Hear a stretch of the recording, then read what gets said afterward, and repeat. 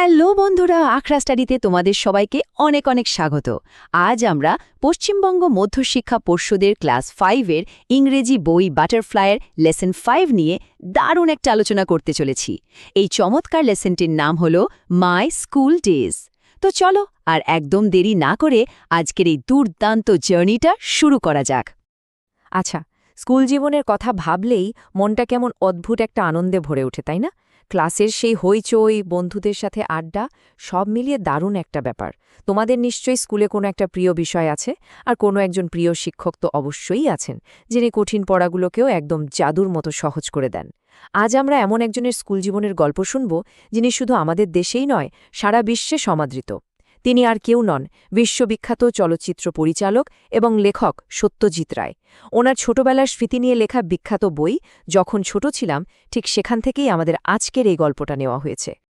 আজকের এই আলোচনাটাকে আমরা মূলত 3টি মজার ধাপে ভাগ করে নেব। প্রথমে আমরা জানব স্কুলে ভর্তির সেই টেনশন ভরা দিনটার কথা। এরপর আমরা ডুব দেব ওনার দীর্ঘ 6 বছরের জমজমাট স্কুল জীবনের কিছু দারুণ রঙিন স্মৃতিতে।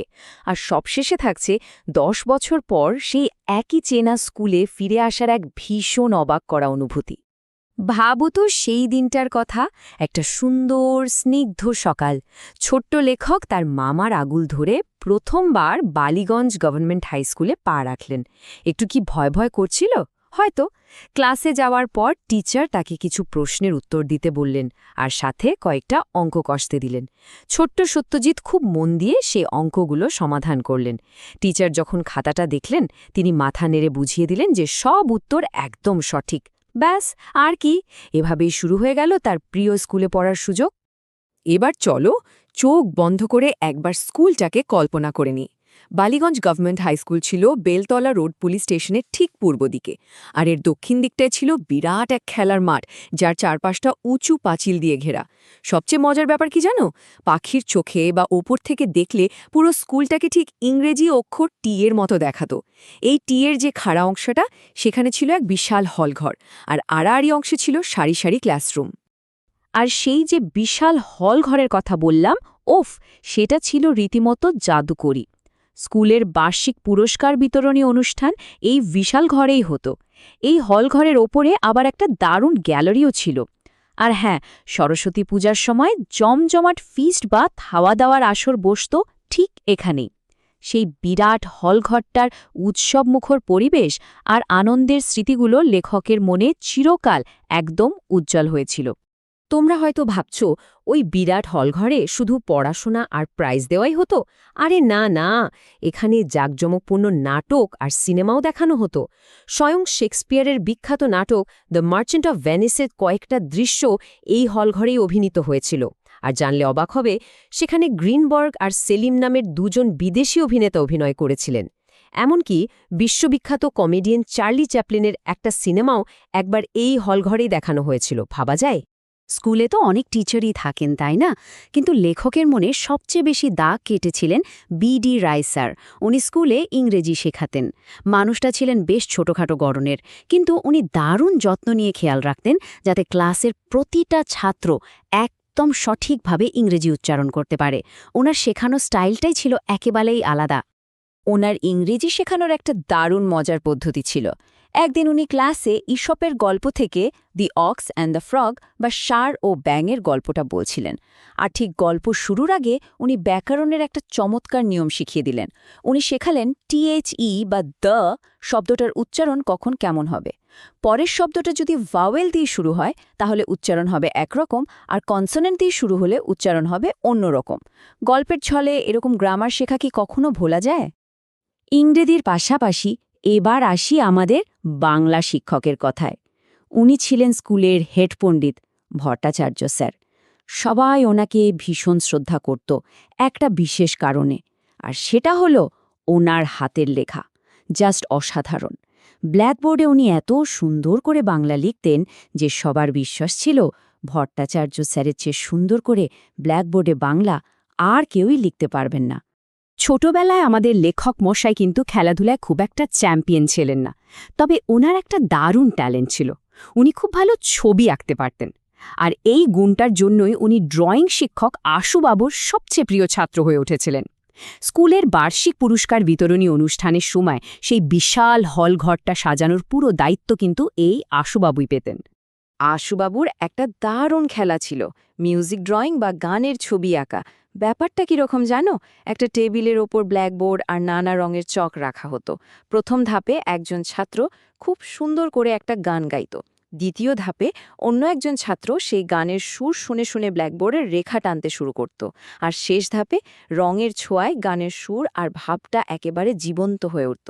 ভাবো একবার, এভাবেই আনন্দে, রঙে আর সুরে কেটে গিয়েছিল স্কুলের সেই দীর্ঘ ৬টি বছর। এরপর তো দেখতে দেখতে 10টা বছর কেটে গেল। স্কুল ছেড়ে যাওয়ার পর লেখক মাত্র একবারই সেই স্কুলে ফিরে গিয়েছিলেন, একটা রিইউনিয়নে যোগ দিতে। কিন্তু সেই চেনা হলঘরে পা রেখেই এক অদ্ভুত অবাক করা অনুভূতি হল। যে হলঘরটাকে একসময় বিশাল মনে হতো, সেটাকে হঠাৎ অচেনা আর বেশ ছোট মনে হতে লাগল। শুধু হলঘর নয়, স্কুলের দরজা, ক্লাসরুম, করিডোর সবকিছুই যেন মনে হচ্ছিল অনেক ছোট হয়ে গেছে। স্কুলটা কি ম্যাজিকের মতো ছোট হয়ে গেছিল? আরে না না, আসল ব্যাপারটা ছিল একদমই অন্য। এই ছোট মনে হওয়ার অনুভূতিটা খুবই স্বাভাবিক। স্কুল ছাড়ার সময় লেখকের উচ্চতা ছিল মাত্র 5 ফুট 3 ইঞ্চি, আর 10 বছর পর উনি লম্বা হয়ে 6.5 ফুট হয়ে গেছেন। স্কুল কিন্তু ঠিক তার জায়গাতেই ছিল, শুধু উনি নিজেই অনেকটা বড় হয়ে গিয়েছিলেন। দৃষ্টিভঙ্গির এই পরিবর্তনটা সত্যি চমৎকার, তাই না? গল্পের শেষে লেখক একটা দারুণ কথা বলেছেন। উনি বলেছেন, পুরনো দিনের সেই আনন্দের মুহূর্তগুলোর দিকে ফিরে তাকাতে আর সেগুলোকে নতুন করে অনুভব করতে সত্যি খুব ভালো লাগে।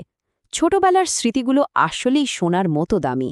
জীবনে আমরা যতই বড় হই না কেন, স্কুলের সেই প্রথম দিনগুলো সবসময় আমাদের মনে একটা জাদুকরী জায়গা জুড়ে থাকে।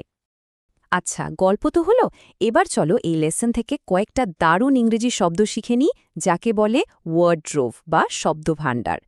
প্রথম শব্দটা হলো এনর্মাস, এনর্মাস, যার মানে হলো হিউজ বা বিশাল। এরপর রয়েছে রেকগনাইজ, রেকগনাইজ যার মানে চিনতে পারা। তারপরের শব্দটা হলো প্রোনাউন্সড, প্রোনাউন্সড এর মানে হলো উচ্চারণ করা। আরও কয়েকটা ইন্টারেস্টিং শব্দ আছে কিন্তু।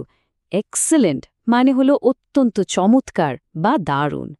ফেভারিট মানে হলো সবচেয়ে প্রিয়।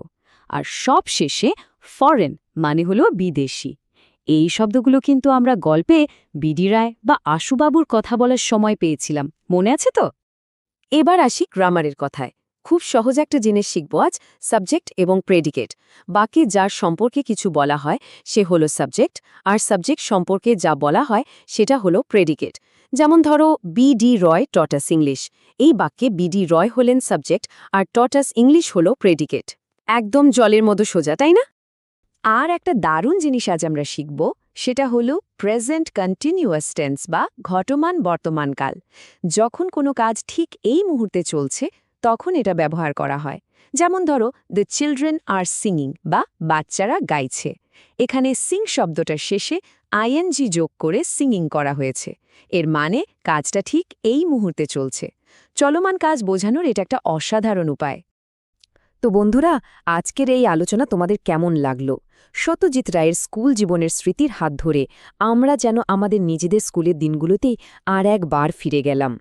আচ্ছা, একবার ভেবে দেখো তো, তুমি যখন 10 বছর পর তোমার স্কুলে ফিরে যাবে, তোমারও কি সবকিছু এমন ছোট ছোট মনে হবে?